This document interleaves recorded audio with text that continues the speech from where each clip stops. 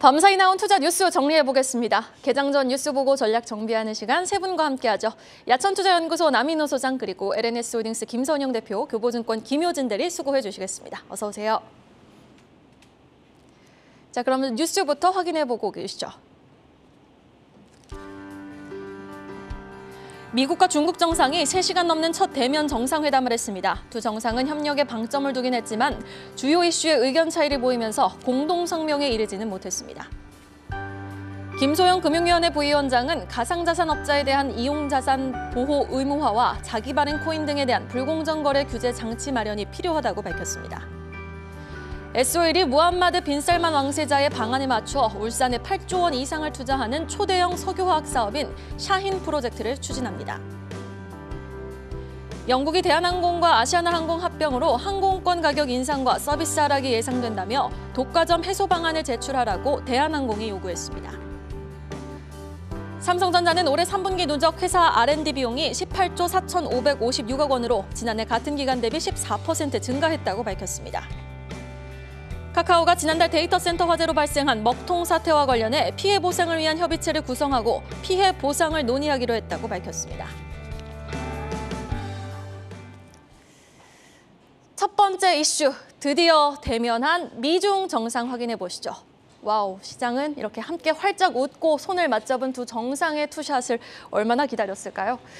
두 정상 첫 대면 만남이 있었습니다. 풀어야 될 숙제가 많은 만큼 첫 만남에서 무려 3시간이 넘는 대화가 이어졌는데 양국 모두 의지가 있었으니 가능한 시간이었습니다. 주요 이슈에서는 또 의견 차이를 보였다고 하는데 김선영 대표님, 어떻게 좀 해석을 해야 될까요? 일단 어저께 사실 제가 스크립트 준비할 때만 하더라도 이게 화상으로 가느냐 대면으로 가느냐 뭐 이런 얘기도 있었는데요. 어저께 둘이 약속하면서 대면으로 만난 것 같습니다. 일단은 저는 사실은 어제 3시간 정도 진행이 됐다고 하길래 결과를 같이 보면서 3시간 동안 도대체 무슨 얘기를 했나라는 그런 생각이 좀 들었었는데요. 사실 거의 벽 보고 얘기한 수준이다라는 그런 결론을 좀 내릴 수 있을 것 같아요. 조 바이든 대통령과 시진핑 국가주석이 어저께죠 이제 진행을 했는데 사실상 이제 미중 갈등이 굉장히 심화되면서 이제 사실상 고래 싸움에 새우등 터지는 격으로 전 세계가 굉장히 영향을 좀 많이 받았습니다. 이에 따라서 사실 저도 어저께 만나서 뭔가가 좀 얘기가 나왔으면 하는 그런 바람을 가지고 있었는데요. 어떻게 좀 살펴보게 되면은 사실 이번에 선거를 이제 민주당 입장에서도 거의 완패를 할 것으로 봤는데 이제 상원을 잡고 그리고 하원도 생각보다 크게 안 지면서 사실상 심리적으로는 이제 민주당이 이겼다는 그런 분위기로 가면서 바이든 대통령도 아무래도 조금 자신감을 얻고 있는 상황일 거고요. 그리고 시진핑 같은 경우도 3번째 집권을 하게 되면서 또 이제 자신감을 얻고 있는 상황에서 서로 뭔가 좀 기싸움이 좀 필요했던 것 같습니다. 사실 어제 나왔던 내용 중에 제일 중요했던 건 역시 대만 문제 그리고 이제 북핵 관련 문제였던 것 같은데요. 대만 관련 문제는 일단은 시진핑 국가주석은 똑같이 얘기했습니다. 대만 독립 절대 불허하겠다. 그리고 이게 레드라인이다. 이건 넘지 마라 그 얘기인데 어쨌든 이거에 대해서는 그 기존에 있었던 얘기를 그대로 반복했다. 다른 거 아무것도 없는 것 같고요. 그리고 바이든 대통령은 중국이 이제 북한에 좀 뭔가 핵과 관련해 가지고 책임 있는 어떤 행동을 좀 촉구해야 된다 이런 얘기를 했는데 이에 대해서 시진핑 국가주석 아무 말도 안 했습니다. 별다른 반응 없었고요. 그 얘기는 즉 양쪽에서 그냥 자기 할 얘기만 하고 이제 끝났다는 얘기고 중간에 협의를 해야 된다. 경제적으로 어떤 얘기를 했다. 이런 얘기는 사실 언제든지 오갈 수 있는 그냥 인사치레의 어떤 느낌이 좀 강했습니다. 아무튼 일단 저는 사실 이런 얘기도 좀 생각을 한번 해봤어요. 이제 트럼프 전 대통령 시절에 사실 1단계 무역 합의가 좀 있었는데 미국 입장에서는 이제 어느 정도 중간 정산이 좀 필요한 시점이라고 생각을 했습니다. 그래서 어제도 이런 얘기도 나올까 싶었는데 사실 3시간이란 그런 긴 시간 동안에 다룬 주제 내용 치고는 너무 주제 내용이 좀 적었다라는 그런 좀 생각이 좀 들었었고요. 그리고 기후 문제나 국제관계 전반적인 부분에 대해서도 뭔가 좀 얘기가 나왔으면 했는데 사실 이 얘기 별로 없었고 사실 어제는 대만 그리고 북핵 사실 이 2가지 이야기를 3시간 동안 두 분이 했다라는 이 정도로 좀 마무리 지으면 될 것 같습니다. 그리고 추가적으로 또 우리나라 윤석열 대통령이 14일 오후에 G20 회원국과 어떤 회원국 중에 이제 경제 단체 그리고 기업 대표들이 참여하는 B20 서밋에 참여를 해서 여기서 기조 연설을 할 예정이라고 하고요. 그리고 15일 날에는 G20 정상회의에서 식량과 에너지 그리고 안보 관련해서 이제 세션이 열리는데 여기서도 연설한다니까 이 부분 한번 체크해 보시면 좋을 것 같습니다. 일단 중국과 관련해서는 이제 개인적인 의견은 아무래도 이제 중국과 미국의 이 심리 싸움이 언제 정도 종료가 될까 싶었는데 사실 저는 2024년도에 대선이 있습니다. 이에 따라서 2024년 대선까지는 미국과 중국 간의 이런 관계는 이런 긴장을 유지하는 거는 계속 이어지지 않을까. 사실 미국 입장에서도 이런 긴장감을 늦출 필요는 없거든요. 왜냐하면 이제 중간에 조금 뭔가 지지율이 떨어진다 싶으면 항상 이제 중국을 건드렸기 때문에 사실 2024년도까지는 이 이슈가 계속 진행이 될 것이라 보고 있고, 강도 차이가 좀 있을 뿐이지 이제 한 2년 정도, 한 1, 2년 정도까지는 이 문제가 중간중간에 좀 강도에 따라서 튀어나오면서 시장에 좀 조정의 빌미가 되지 않을까, 그런 생각이 좀 들고 있습니다. 네. 대외적인 악재로 작용했던 깊어져 갔던 미중 갈등의 골도 어제의 만남으로 이제는 좀 해결의 실마리가 보이는 건가라는 희망도 갖게 됐습니다. 또 대내적으로도 외국인의 수급이 국내 증시를 계속 향하고 있는데요. 다음 이슈는 또 우리 외국인 수급 관련 기사 한번 확인해 보도록 하겠습니다. 자, 남인호 소장님, 외국인이 10월 한 달에만 국내 주식을 무려 3조 5천억 원 순매수했다고요? 네, 그렇습니다. 먼저 한번 큰 그림 살펴보시죠. 우리나라의 코스피 시장 전체 주식시장은 약 2천조 원에 달하고 있습니다. 그중에서 약 30%가 바로 외국인 투자가들의 보유 물량입니다. 자, 다시 말씀드리면 지난 1997년 우리나라가 IMF 위기를 맞으면서 결국 한국의 자본 자율화를 완전 자본 자율화 시켰죠. 다시 말해서 외국인 투자가들이 대한민국 주식을 마음껏 살 수 있는 기간이 벌써 25년이 지났다는 겁니다. 그중에는 가장 많이 샀을 때는 전체 시가총액의 약 40%에 근접하는 39%까지 올라간 적도 있었습니다. 그런데 지금 30%이다 보니까 외국인들의 영향력이 조금 줄어들지 않았냐고 보실 분도 계시겠지만, 아직까지 우리 대한민국의 주식시장은 외국인이 좌우한다고 해도 과언이 아니겠습니다. 지난 8, 9월 달에 우리나라 주식시장이 끝을 모르고 하락했고 원화 가치가 끝없이 떨어졌을 때 그걸 누가 살렸습니까? 바로 외국인 투자가들의 매수가 유입됐다고 보시면 되겠습니다. 자, 그럼 한번 결론 내려볼게요. 600조 원의 주식을 가지고 있는데 과연 외국인들이 더 여기서 살까요? 저는 그렇게 생각하지 않습니다. 전체 세계 경제 대국 G20 국가 중에서 다른 나라 주주들이 그 나라의 30% 이상 주주, 특히 주요 기업들, 예컨대 삼성전자, SK하이닉스, LG전자, 현대차 이런 것은 거의 50%를 넘습니다. 이런 국가가 과연 몇 개나 되겠습니까? 저는 별로 많지 않다고 봅니다. 우리 한국은 외국인 투자가들이 상위권을 차지하고 있는 몇 안 되는 국가다라고 봅니다. 자, 그런데 이번에 3조 6천억이 들어온 국가들은 참 고마운 일로 미국, 캐나다 등 굉장히 중장기 투자, 장기 투자, 적게는 5년, 길게는 10년, 20년 투자하는 그런 국가에서 투자가 들어왔습니다. 왜 들어왔을까요? 바로 대한민국 주식시장이 지금 저평가받고 있다는 것을 저는 반대로 입증해주고 있다고 봅니다. 다만 한 가지 조금 마음에 걸리는 것은 코스피 시장만 들어오고 아직은 코스닥 시장처럼 유입이 안 되고 있는데 조금 지나서 이제 코스닥 시장에서도 외국인 투자가들의 매수가 활성화되기를 바라고 있습니다. 네, 코스닥 시장에서도 좀 외국인의 활발한 매수 좀 기대해 보도록 하겠습니다.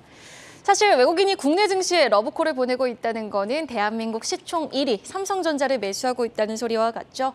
자, 다음 기사는요. 불황에도 미래를 위한 투자를 아끼지 않는다. 삼성전자 이슈 확인해 보겠습니다. 지금 4분기 영업이익 추정치도 계속해서 감소하고 있는 상황에서 R&D, 그러니까 연구개발 투자 비용은 계속 늘리고 있어요. 삼성이. 김선영 대표님. 네, 맞습니다. 사실 저는 삼성이 이런 상황 속에서 투자를 계속 늘리고 있는 걸 봤을 때 이제 90년도 초반이 생각이 나요. 이제 그때 당시에 D램 반도체, 사실 삼성전자가 그때부터 D램 반도체 1위를 30년 동안 하고 있는데 사실 그때 당시에도 반도체 정말 다 죽는다는 얘기가 나왔습니다. 그래서 삼성전자가 투자를 감행했을 때 정말 삼성전자 보고 이건 정말 제정신이 아닌 판단이다라는 그런 얘기도 굉장히 많이 들었는데요. 그때 강력했던 어떤 투자가 지금의 30년 동안의 D램 1위를 만든 것이라 보이기 때문에 사실 저는 이번에 좀 그런 그림이 좀 보였다라고 좀 판단하고 있습니다. 삼성전자가 잘 아시는 대로 이제 경기 침체에 대한 얘기가 계속 나오고는 있습니다.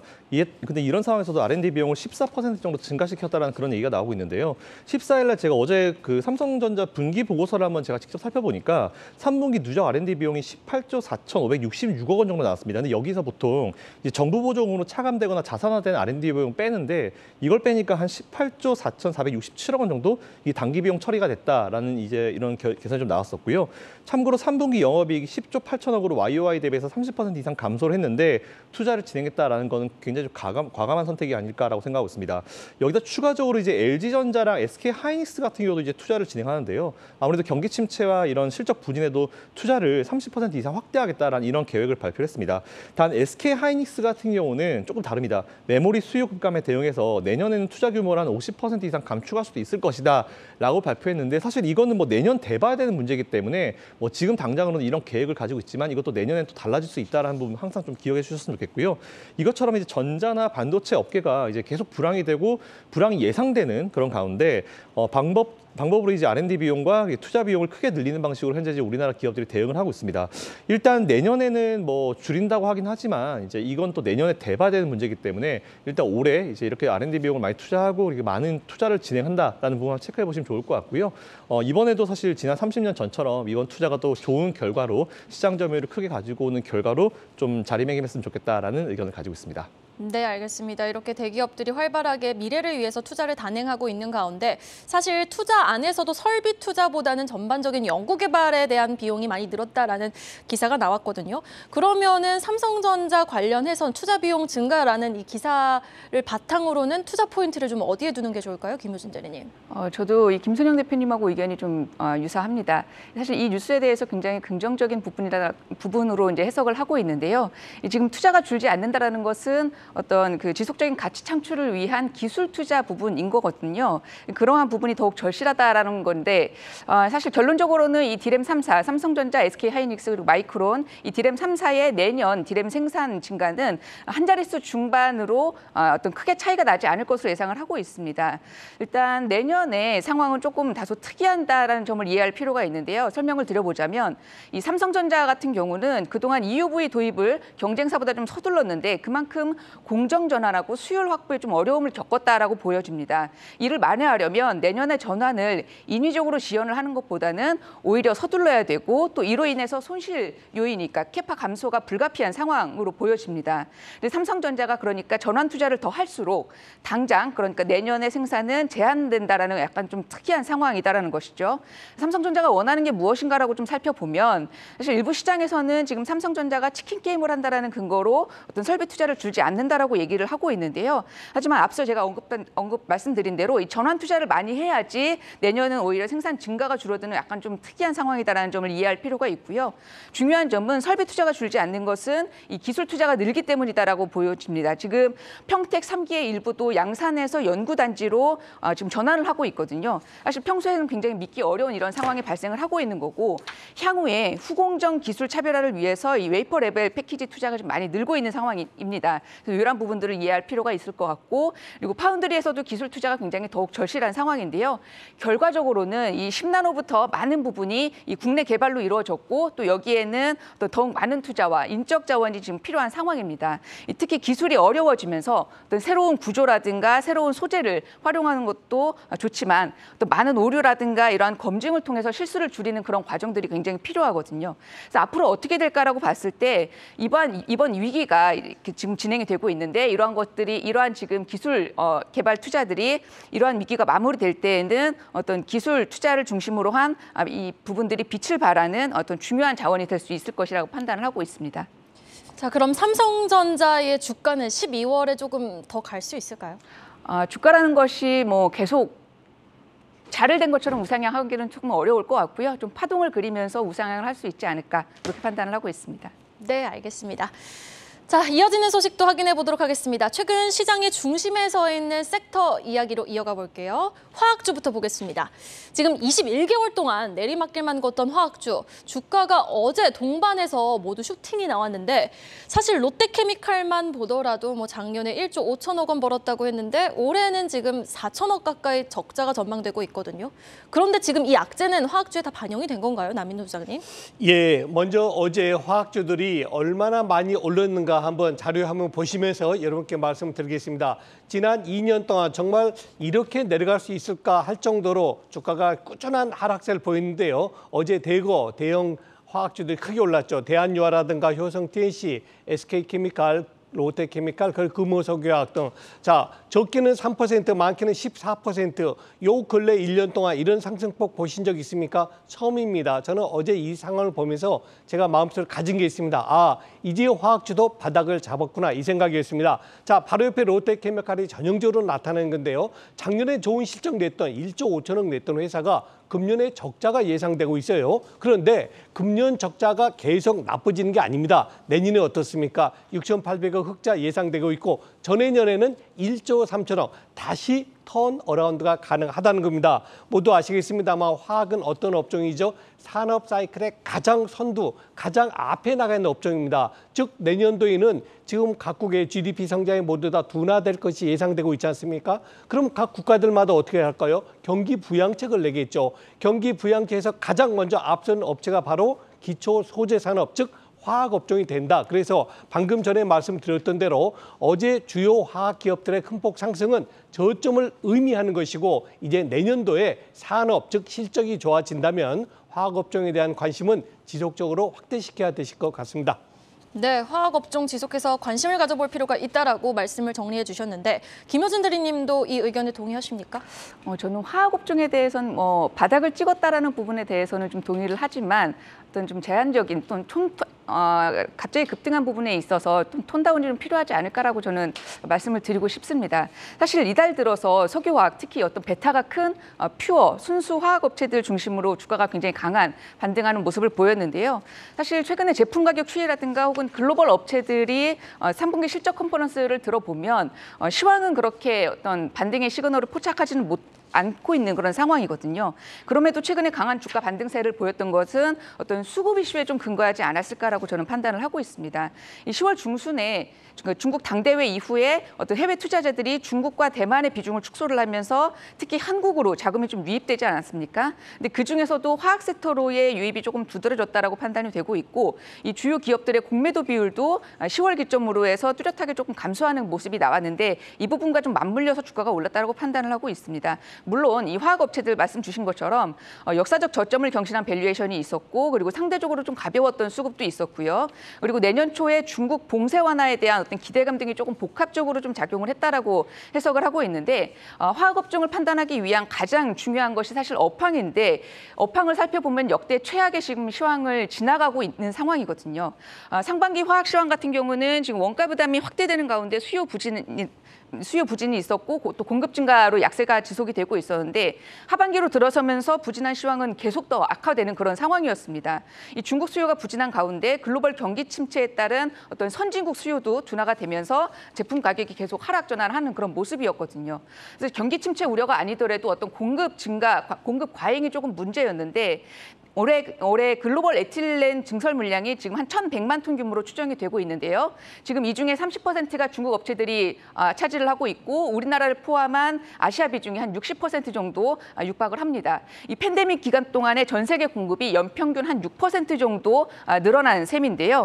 결국은 중국이 지금 화학 제품에 대한 어떤 자금률을 늘리기 위해서 대규모 증설 투자를 좀 주도한 탓에 글로벌 경기 침체가 아니더라도 수요를 따라가기 어려운 어떤 그 수준의 공급 증가가 좀 이어지고 있는 상황입니다. 그래서 가장 키포인트는 지난주에 말씀드렸던 것처럼 중국이 봉쇄가 완화가 되고 있지만 이것에 대한 조금 더 명확하고 뚜렷한 어떤 시그널이 좀 필요하다라고 보이고 있고 그래서 시황 같은 경우는 지금 바닥을 좀 찍고 반등할 것으로 예상을 하고 있습니다만은 여전히 아직은 좀 누적된 과잉 고급을 감안을 하면 그 속도가 어떤 반등의 속도가 조금은 제한적일 수 있지 않을까 이렇게 판단을 하고 있습니다. 그래서 의미 있는 시황 반등의 타이밍 같은 경우는 제 생각에는 12월 FOMC가 좀 지나고 앞서 말씀드린 것처럼 중국의 봉쇄 완화가 조금 더 뚜렷해지면 그때 어떤 업종의 어떤 그 업황 시그널에 그 시그널을 좀 포착할 수 있지 않을까 이렇게 판단을 하고 있습니다. 어제 많이 올랐던 종목 대한유화라든가 롯데케미칼 같은 경우를 보면 PBR 저점 레벨이 조금 어느 정도 주가가 반등을 하면서 회복이 되어 있는 상황이거든요. 특히 롯데케미칼 같은 경우도 지금 일진 머티리얼 인수 어떤 자금 조달 불확실성이 아직은 해소가 필요하다라는 부분이 있기 때문에 조금은 제한적인 반등이지 않을까 좀 이렇게 판단을 하고 있습니다. 네, 화학업종의 추가적인 반등 여부는 중국 제로 코로나 정책 완화가 지금 어떻게 결정되는지에 따라서 조금 달라질 것이다라고 정리를 해주셨습니다. 자, 그럼 낙폭 과대주 이야기 지금 화학주 나눠봤는데 낙폭 과대주에 우리 카카오 빼놓을 수는 없죠. 전날에도 급등 재시동을 걸었던 카카오 관련 소식 한번 확인해 보도록 하겠습니다. 지난달이었습니다. 이 데이터 센터 화재로 발생했던 피해 보상을 위해 카카오가 조직 적극적인 협의체를 구성을 했다고요, 김선영 대표님. 네, 맞습니다. 카카오가 경기도 판교 SK CNC 센터에서 이제 이번 데이터 센터 화재 때문에 발생한 그 피해를 보상하기 위해서 협의체를 만들었다는 그런 내용이 나왔는데요. 사실 지난주 금요일부터 이제 카카오 관련주가 조금 급등한 모습, 바닥에서 좀 살아나는 모습을 보였는데 사실 어제는 조금 종가 기준으로 음봉을 만들어주면서 좀 아쉬운 마무리를 보인 것 같습니다. 서비스 장애가 발생한 게 10월 15일이었는데 이거를 따서 1015가 들어간 1015 피해 지원 협의체라는 이름으로 피해 보상과 지원 방안을 논의하기로 했고요. 협의체는 소비자와 소상공인 등을 대표하는 단체 그리고 학계 전문가들로 구성이 되어 있다고 합니다. 일단 주가는 앞에서 말씀드린 대로 지난주 금요일과 어저께 좀 좋은 모습을 보였는데 어제는 종가 기준으로 조금 아쉬운 모습을 보이긴 했는데요. 그래도 바닥에서 살아난다라는 그런 걸 조금 의미를 기술적으로 좀 두시면 될 것 같습니다. 사실 이 피해 지원 협의체라는 이 소식 자체가 오늘 뭐 카카오 주가, 카카오 그룹주 관련 주가에 큰 영향을 미칠 거라고는 보지는 않습니다. 사실 카카오는 좀 다양한 문제를 가지고 있는 그런 기업이기 때문에 주가가 그래도 기술적으로 바닥에 살아났다는 부분 이거에 조금 이제 의미를 좀 두시면 될 것 같고요. 부디 그냥 바닥에서 좀 더 살아나고 좀 강한 흐름이 어느 정도까지 나와주기를 바라는 상황이지만 사실 카카오 같은 경우는 실적이나 아니면 외부적인 어떤 요인들이 많기 때문에 일단 투자를 항상 주의를 하시는 게 좋을 것 같고 기존에 보유하고 계신 분들은 비중을 늘리신다기보다는 일단 기존 보유 물량을 그대로 유지하시면서 시간을 좀 지켜보시고 기업 자체가 좀 살아나는 흐름을 좀 지켜보신 다음에 투자를 하시는 게 좋을 것 같다라는 의견 드리겠습니다. 네, 지금 뭐 대부분 보유하고 계신 분들은 카카오 그룹주들 뭐 손실을 보고 계실 텐데 일단은 계속해서 홀딩 의견 김선영 대표님은 주셨고요. 그런데 지금 보면은 어제 같은 경우도 주가가 급등을 하다가 모두 음봉으로 전환이 됐단 말이죠. 자, 그럼 이런 반등이 나올 때마다 보유자분들은 뭐 계속해서 홀딩을 하셔야 되는 건지 아니면은 일부 리스크 관리가 필요한 건지 김효진 대리님은 어떻게 보십니까? 사실 개인 투자자들의 어떤 진입 가격이라고 얘기해야 될까요? 그런 부분들이 다 다르기 때문에 어떤 분들은 사실 바닥에서 지금 이제 매수를 해서 수익이 나시는 분들도 있을 거고 그래서 저는 뭐 어떻게 액션을 취하라 이렇게 말씀을 드리기보다는 카카오 주가에 대해서 조금 말씀을 드려보도록 하겠습니다. 사실 카카오 같은 경우는 펀더멘털적으로는 뭐 바람 잘 날 없는 뭐 가지 많은 나무다 이렇게 판단을 하시는 게 맞을 것 같고요. 그래서 이 카카오에 대한 질문을 받았을 때 어떤 관점에서 말씀을 드리면 좋을까 이렇게 생각을 해봤는데 사실 펀더멘털 측면에서는 지금 내년 기준으로 PER이 한 40배 정도 수준인데 지금 10배 전후로 평가받고 있는 글로벌 인터넷 기업들에 비해서는 여전히 조금 높은 멀티플 수준이다 이렇게 판단을 하시면 좋을 것 같고요. 그래서 단기 수익성 악화는 조금 불가피한 상황이기 때문에 어떤 카카오가 기대가 아닌 실적으로 평가를 받는다라면 그래서 지금 증권사들에서는 목표가 하향 러시가 좀 이루어지고 있는 상황입니다. 그런데 실제로 목표가는 낮추고 있는데 지금 주가는 좀 올라오고 있지 않습니까? 그래서 저는 테크니컬 측면하고 투자 심리 측면에서 조금 말씀을 드려보도록 할게요. 이 기술적인 측면에서 보면은 고점 대비 하락률에 좀 주목을 할 필요가 있는데요. 최근 반등하기 직전 기준으로 말씀을 드리면 최근에 카카오의 고점 대비 하락률은 한 70%를 상회를 했거든요. 대형주 내에서 최대 하락률 탑10 안에 드는 수치로 이 탑10 가운데 카카오 그룹주가 3종목이나 포함이 되어 있었습니다. 이것은 카카오 그룹의 상대적 낙폭 과대 가능성을 좀 시사를 하는데 있는 증시 저점이 이제 확인이 된다라면 카카오그룹주의 강력한 낙폭 만회 가능성을 좀 암시를 하지 않았나. 실제 시장하고 동반 상승을 하는 흐름을 보였었고요. 이런 부분들을 좀 참고를 하시면 좋겠다라고 말씀을 드리고 싶고 이 투자 심리 그러니까 카카오그룹주를 바라보는 이 심리를 살펴보면 사실 수급이라든가 뉴스가 최악인 상황, 이 기업형 대형 사고가 터졌는데도 주가는 그렇게 빠지지 않았습니다. 이 카카오 불통 사태 이후에 주가를 반영을 했던 10월 17일 월요일 첫 주가는 급락세가 직전 거래일 대비해서 한 5.9% 정도 급락을 했거든요. 당시 주가가 한 48,000원 정도였는데요. 이 주가 흐름은 주가의 낙폭이 조금은 제한적인 흐름이다라고 저는 판단을 했었고 11월 들어서 이 불통 사태 이전으로 지금 주가는 이미 좀 회복을 한 상황이거든요. 사태 이후에 증시 자체가 반등한 영향도 좀 없지 않겠지만 아직은 손실 추정 규모의 어떤 윤곽이 좀 드러나지 않은 어떤 불확실한 상황에서 주가는 조금 바닥 다지기 양상을 보이고 있지 않을까 이렇게 판단을 하고 있습니다. 그래서 국민의 삶에 영향을 주는 사안이었고 그리고 국정감사까지 채택이 됐고 또 대표가 사퇴하는 어떤 굉장히 큰 기업형 대형 사고임을 감안을 했을 때도 불구하고 주가는 조금 선방 중이다라는 것을 판단을 한다라면 어떤 바닥은 조금 저점은 좀 확인하지 않았을까 이렇게 판단이 되어서 결론적으로 카카오에 대한 주가는 조금 더 보자라고 말씀을 드리고 싶지만 본격적인 추세 반등은 좀 아니다라고 말씀을 드리고 싶고 결국은 이 시장 그러니까 지수 흐름과는 유사한 흐름을 보일 거다라고 판단을 하고 있습니다. 그래서 연말에는 지금 쇼크오버 어떤 그런 기대감까지 또 물량까지 맞물릴 수 있기 때문에 조금 반등의 어떤 그 시도는 조금 더 연장될 수 있지 않을까 이 정도 판단을 하고 있고요. 카카오뱅크에 대해서만 짧게 말씀을 드리면 카카오뱅크 같은 경우는 지금 직전 저점 대비해서 50% 이상 상승을 했거든요. 근데 3분기 실적을 발표를 했을 때 지금 그러니까 카카오뱅크를 바라보는 관점은 1차적인 관점은 은행 부분의 실적 개선인데 여전히 지금 은행 비즈니스 모델이 대부분의 수익을 차지하고 있고 지금 카카오뱅크 같은 경우는 10월 수신 1.6조 원 감소라든가 그리고 이에 대한 어떤 예금 금리 인상에서 볼 수 있듯이 조달 시장에서 금리 경쟁 등은 단기적으로 조금 부담 요인으로 작용할 가능성은 좀 높습니다. 그래서 카카오 그룹주 중에서 카카오뱅크의 어떤 반등이 가장 셌던 걸로 나타나고 있는데 카카오뱅크 같은 경우는 조금은 어떤 이익 실현이 필요하지 않을까 이렇게 또 판단을 하고 있습니다. 네, 알겠습니다. 자, 낙폭과대의 성장주 여기 또 있습니다. 게임주 관련 기사로 마무리해 보도록 하죠. 한 달 동안 NC소프트 주가의 약진이 지금 굉장히 두드러지고 있는데요.